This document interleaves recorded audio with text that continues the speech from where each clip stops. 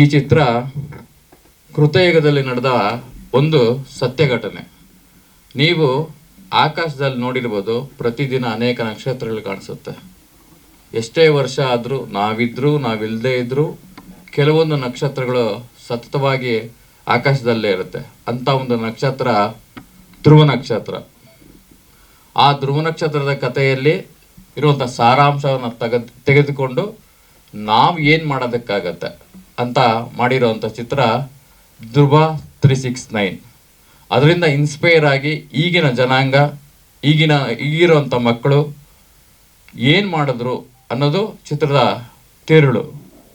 ಈ ಚಿತ್ರದಲ್ಲಿ 45% ಗ್ರಾಫಿಕ್ಸಲ್ಲೇ ಇರುತ್ತೆ. ಈ ಕಥೆನ ಯಾವ ರೀತಿ ಹೇಳಬೇಕು, ಯಾವ ರೀತಿ ತೋರಿಸ್ಬೇಕು ಅಂದ್ಕೊಂಡಾಗ ಈ ಪಾತ್ರಗಳಿಗೆ ನನಗೆ ಚಿಕ್ಕ ವಯಸ್ಸಿಂದ ಪುನೀತ್ ಸರ್ ಅಂದರೆ ತುಂಬ ಇಷ್ಟ. ನಾನು ಚಿಕ್ಕ ವಯಸ್ಸಲ್ಲಿ ನಮ್ಮ ತಾಯಿ ಹೊಟ್ಟೆನಲ್ಲಿದ್ದಾಗ ಚಲಿಸುವ ಮೋಡಗಳು ಚಿತ್ರದ ಒಂದು ಹಾಡಿರುತ್ತೆ, ನೀವು ಕೇಳಿರ್ಬೋದು, ಕಾಣದಂತೆ ಮಾಯವಾದರು ಅಂತ. ಅದನ್ನು ನಮ್ಮ ತಾಯಿಯವರು ತುಂಬ ಸಲ ಹೇಳ್ತಾ ಇದ್ರು. ಅದು ಮನಸ್ಸಲ್ಲೇ ಇತ್ತು ನನಗೆ. ಅದಾದಮೇಲೆ ದೇವ್ರ ದಯ ಗೊತ್ತಿಲ್ಲ, ದೊಡ್ಡವನಾದ್ಮೇಲೆ ನಿರ್ದೇಶಕ ಆಗಬೇಕು ಅಂದ್ಕೊಂಡಾಗ ಅವ್ರನ್ನ ಯಾವ ರೀತಿ ಆಗಿರಲಿ ಮರುಸೃಷ್ಟಿ ಮಾಡಿ ಈ ಚಿತ್ರದಲ್ಲಿ ತೋರಿಸ್ಬೇಕು ಅಂದ್ಕೊಂಡೆ. ಅದು ನಮ್ಮ ನಿರ್ಮಾಪಕರ ಸಹಾಯದಿಂದ ಆಯಿತು. ಮತ್ತು ಪುನೀತ್ ರಾಜ್ಕುಮಾರ್ ಅವ್ರನ್ನ ಧ್ರುವನ ಪಾತ್ರದಲ್ಲಿ ತೋರಿಸುವಾಗ ತಂದೆ ಪಾತ್ರದಲ್ಲಿ ಯಾರನ್ನ ತೋರಿಸೋದಕ್ಕೆ ಸಾಧ್ಯ? ಅವ್ರು ಬಿಟ್ಟರೆ ಇನ್ಯಾರು ಆ ಪಾತ್ರಕ್ಕೆ ಸೂಕ್ತ ಅಲ್ಲ. ಮತ್ತು ಅವರಿಬ್ಬರ ನಡುವೆ ಇರುವಂಥ ಬಾಂಧವ್ಯನ ಬೇರೆಯವರು ಯಾರು ಸೃಷ್ಟಿ ಮಾಡೋದಕ್ಕಾಗಲ್ಲ.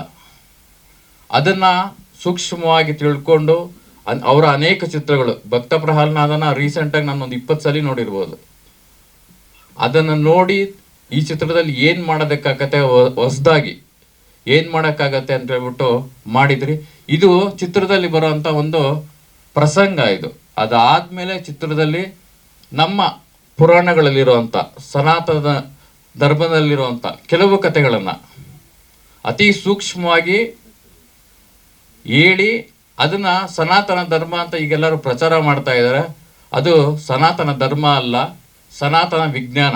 ಅದರಿಂದ ನಾವು ಏನು ಅಭಿವೃದ್ಧಿ ಆಗಬೇಕು, ಯಾವ ರೀತಿ ನಾವು ಜೀವನ ಮಾಡಬೇಕು ಅನ್ನೋದು ಚಿತ್ರದ ಕಥೆನಲ್ಲಿದೆ. ಇನ್ನು ಈ ಚಿತ್ರದಲ್ಲಿ ರಮೇಶ್ ಭಟ್ ಸರ್ ಇದ್ದಾರೆ. ಒಂದು ಮುಖ್ಯ ಪಾತ್ರದಲ್ಲಿ ರಾಘವೇಂದ್ರ ರಾಜ್ಕುಮಾರ್ ಸರ್ ಇದ್ದಾರೆ. ಅಷ್ಟೇ ಅಲ್ಲದೆ ಮಂಗಳೂರಿನ ಸಾಕಷ್ಟು ಕಲಾವಿದರು ಈ ಚಿತ್ರದಲ್ಲಿ ಕೆಲಸ ಮಾಡಿದ್ದಾರೆ.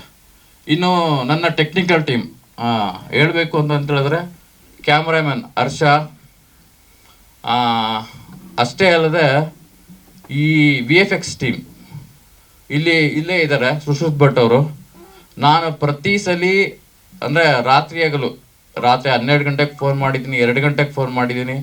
ಅಂದರೆ ನನಗೆ ಇದೇ ಥರ ಬೇಕು VFX ಅಂದಾಗ ನನ್ನ ಮೇಲೆ ಸ್ವಲ್ಪನೂ ಬೇಸರ ಇಲ್ಲದೆ ಅದನ್ನು ಮತ್ತೆ ಚೇಂಜ್ ಮಾಡಿ ಕೊಟ್ಟಿದ್ದಾರೆ. ಯಾಕೆ ಅಂದರೆ ಈ ಚಿತ್ರದ ಇಂಟರ್ವಲ್ ಪಾಯಿಂಟಲ್ಲಿ 8 ನಿಮಿಷದ್ದು ಒಂದು ಸೀಕ್ವೆನ್ಸ್ ಇದೆ. ಅದನ್ನು ಇದುವರೆಗೂ ಕನ್ನಡ ಚಿತ್ರರಂಗದಲ್ಲಿ ತೋರಿಸಿಲ್ಲ ಅಂತ ಹೆಮ್ಮೆಯಿಂದ ಹೇಳ್ತೀನಿ. ಆ ಥರ ಸೀಕ್ವೆನ್ಸ್ನ ನೀವು ಇಂಗ್ಲೀಷ್ ಫಿಲಮ್ ಅನ್ಕೊಂಡದಲ್ಲಿ ನೋಡ್ಬೋದು, ಅವತಾರ್ ಫಿಲಮಲ್ಲಿ ನೋಡ್ಬೋದು. ಅದಕ್ಕಿಂತ ತುಂಬ ಚೆನ್ನಾಗಿ ಆ ಸೀಕ್ವೆನ್ಸ್ನ ಇಲ್ಲಿ ಸೃಷ್ಟಿ ಮಾಡಿದ್ದೀರಿ. ಈ ಚಿತ್ರದಲ್ಲಿ ತುಂಬ ವಿಶೇಷತೆಗಳಿದೆ. ಅದು ಮುಂದೆ ಹೋಗ್ತಾ ಒಂದೊಂದೇ ನಿಮಗೆ ಗೊತ್ತಾಗುತ್ತೆ. ಆವಾಗ ಚಿತ್ರರಂಗ ಹೇಗಿತ್ತು, ಇವತ್ತು ಎಷ್ಟು ಬದಲಾವಣೆ ಆಗಿದೆ ಅನ್ನೋದಕ್ಕೆ ಸಾಕ್ಷಿ ಇವತ್ತು ನಾವು ಆ ಟೀಸರ್ನ ನೋಡಿದಾಗ ಅರ್ಥ ಆಗುತ್ತೆ. ಬಹುಶಃ ನಮ್ಮಿಂದ ದೂರ ಆದಂಥವ್ರೆಲ್ಲರೂ ಕೂಡ ಈ ಪರದೆ ಮೇಲೆ ಅವರು ನಿಜವಾಗಲೂ ಬದುಕಿದ್ದಾರೆ ಅನ್ನೋ ಒಂದು ಮನಸ್ಥಿತಿ ನಮಗೆ ಉಂಟಾಗ್ತದೆ.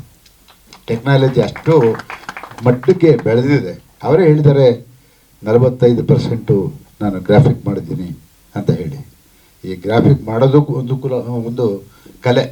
ಅದು ಬಹುಶಃ ನಾನು ಈ ಒಂದು ಗ್ರಾಫಿಕ್ ಇದನ್ನು ಟೀಸರ್ನ ನೋಡಿದಾಗ ಭಾಳ ಅದಕ್ಕೆ ಯಾರು ಅದನ್ನು ಮಾಡಿದಾರೋ, ನಿಮ್ಮ ಹೆಸರು ಸುಶ್ರುತ್ ಭಟ್ ಅವರಿಗೆ ವಿಶೇಷವಾಗಿ ಅಭಿನಂದನೆಗಳನ್ನ ಸಲ್ಲಿಸ್ತೀನಿ. ಯಾಕೆಂತ ಹೇಳಿದ್ರೆ ನಾವೇನೋ ಒಂದು ಭ್ರಮೆಗೆ ಹೊರಟೋಗ್ತೀವಿ ಅದನ್ನು ನೋಡ್ತಾ ಇದ್ರೆ. ಹಾಗಾಗಿ ಅಷ್ಟು ಅದ್ಭುತವಾಗಿ ಮೂಡಿ ಬಂದಿದೆ. ಚಿತ್ರ ಕೂಡ ಅಷ್ಟೇ ಅದ್ಭುತವಾಗಿ ಮೂಡಿ ಬರಲಿ. ಯಾಕೆಂತ ಹೇಳಿದ್ರೆ ನಾನು ನಿರ್ದೇಶಕರು ಮಾತನಾಡುವಾಗ ನಾನು ಗಮನಿಸಿದೆ, ಸ್ವಲ್ಪ ಈ ಚಿತ್ರದ ಬಗ್ಗೆ ಮಾಹಿತಿ ಕೊಡುವಾಗ ನೀವು ಚಿತ್ರರಂಗದಲ್ಲಿ ಗಟ್ಟಿಯಾಗಿ ಉಳಿಯುವಂಥ ಒಂದು ಅವಕಾಶ ನಿಮಗಿದೆ ಅನ್ನೋದು ನನ್ನ ಭಾವನೆ. ನೀವು ಮಾತಿನಲ್ಲೇ ನನಗೆ ಅರ್ಥ ಆಗುತ್ತೆ. ಮತ್ತು ನಿರ್ಮಾಪಕರು ಭಾಳ ಆಸೆ ಇಟ್ಕೊಂಡು ಇವತ್ತು ಈ ಚಿತ್ರಗಳನ್ನು ಮಾಡಿದ್ದಾರೆ. ನಾನು ಈ ಒಂದು ದೃಶ್ಯವನ್ನು ನೋಡಿದೆ, ರಾಜ್ಕುಮಾರ್ ಅವರು ಮತ್ತು ಪುನೀತ್ ರಾಜ್ಕುಮಾರ್ ಅವರು ಕೊನೆಯಲ್ಲಿ ಒಂದು ಬಿಲ್ಲು ಬಾಣ ಇಟ್ಕೊಂಡು ಅವರು ನಿಂತಿರುವಂಥ ಸ್ಟೈಲನ್ನು ನೋಡಿದಾಗ ನನಗೆಲ್ಲೋ ಒಂದು ಕಡೆ ಬೊಬ್ರು ವಾಹನ ನೆನಪು ಬರುತ್ತೆ. ಬೊಬ್ರು ವಾಹನದಲ್ಲಿ ಅಪ್ಪ ಮಗನ ಪಾತ್ರದಲ್ಲಿ ಅದನ್ನು ಮಾಡಿದಾರಲ್ಲ, ಅದನ್ನು ನೋಡಿದಾಗ ಇದು ನೆನಪು ಬಂತು. ಆ ಟೀಸರ್ ನೋಡಿದಾಗ ಭಾಳ ಖುಷಿ ಆಯಿತು. ಎಲ್ಲೋ ಒಂದು ಮೂಲೆಯಲ್ಲಿ ನಾನು ಬೇರೆ ಫಸ್ಟ್ ಗ್ರಾಫಿಕ್ಕಾ ಆ್ಯನಿಮೇಷನ್ನ ಏನು ಅರ್ಥ ಆಗ್ತಿಲ್ಲ ಸಾಹೇಬ್ರೆ, ಗೋವಿಂದಣ್ಣ ಇದೇನು ಕತೆ ಕೇಳಬೇಕಲ್ಲ, ಅದಕ್ಕೆ ಫಸ್ಟು ನಿರ್ದೇಶನ ಕೇಳಿದೆ ಏನಂತ ಕತೆ. ನಿಜವಾಗ್ಲೂ ಸಿನಿಮಾ ತೊಗೊಂಡ್ರ ರೀತಿ ಇಟ್ಸ್ ಕ್ವೈಟ್ ಡಿಫ್ರೆಂಟ್ ಅಂತೆ. ಈಗ ಇರೋ ಸಿನಿಮಾಗಳಿಗೆ ಯಾವುದೇ ಸಿನಿಮಾ ಮಾಡಿ ಇಟ್ ಶುಡ್ ಬಿ ಯೂನಿಕ್. ಎಲ್ಲ ಮಾಡ್ತಾರೆ ಪ್ರೋಟೋಕಾಲಾಗಿ, ಅದೇ ಮರ ಸುತ್ತೋದು, ಅದೇ ಲವ್ ಮಾಡೋದು, ಅದೇ ಹೀರೋಯಿನ್ ಹೋಗೋದು, ಅಣ್ಣ ತಮ್ಮ ನುಗ್ಗೋದು, ಹೀರೋಯಿನ್ ಹೊಡೆಯೋದು, ಡ್ಯಾಶ್ ಮಾಡೋದು, ಡಿಕ್ಕಿ ಹೊಡೆಯೋದು, ಇವೆಲ್ಲ ಸಿನಿಮಾ ಅಲ್ಲ.